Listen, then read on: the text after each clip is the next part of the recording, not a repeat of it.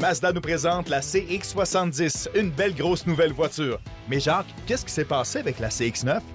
Dans la refonte des modèles chez Mazda, le CX-9 a laissé sa place au tout nouveau CX-90. Ça, on l'a apprécié, le véhicule. On est allé au lancement. Véhicule vraiment intéressant. Le CX-70, on l'attendait lui aussi, mais pas dans le format qu'on le connaît. Et ça, je vais vous expliquer pendant le reportage, évidemment. Cette semaine, Mazda CX-70 2024.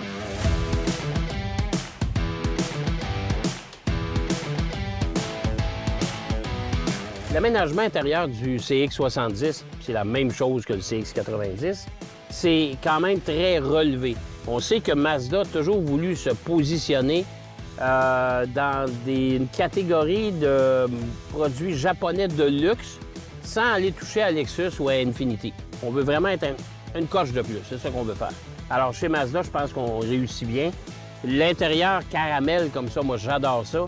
Le seul bémol que je pourrais donner au designer, c'est que l'espèce de suède qu'on a mis ici sur le tableau de bord, puis on a mis ça à l'intérieur des pops, moi, je suis pas sûr que ça va résister autant. Je serais curieux de voir la condition de ces parties-là dans 1 an ou 2. Pour le reste, c'est bien présenté, c'est simple en plus de ça. Tout le système de chauffage et climatisation, c'est très simple à utiliser. Même chose pour les commandes ici sur le volant.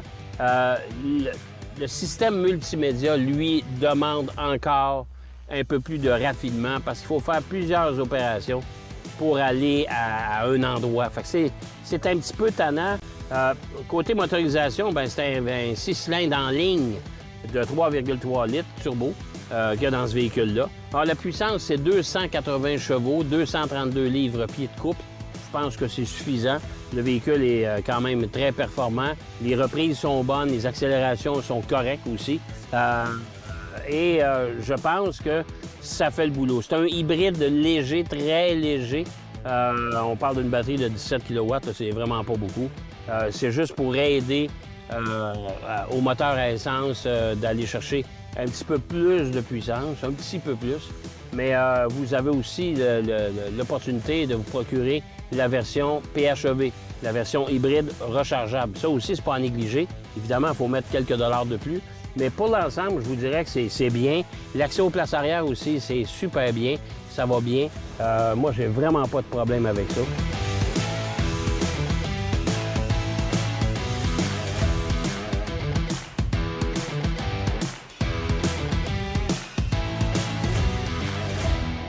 Le Mazda CX-70, c'est ni plus ni moins qu'un CX-90, mais on a enlevé la 3e banquette.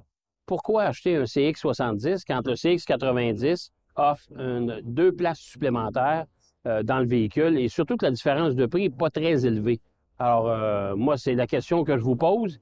CX-70, CX-90, moi, j'irais vers un CX-90, mais ça n'enlève en rien les qualités intrinsèques de ce véhicule.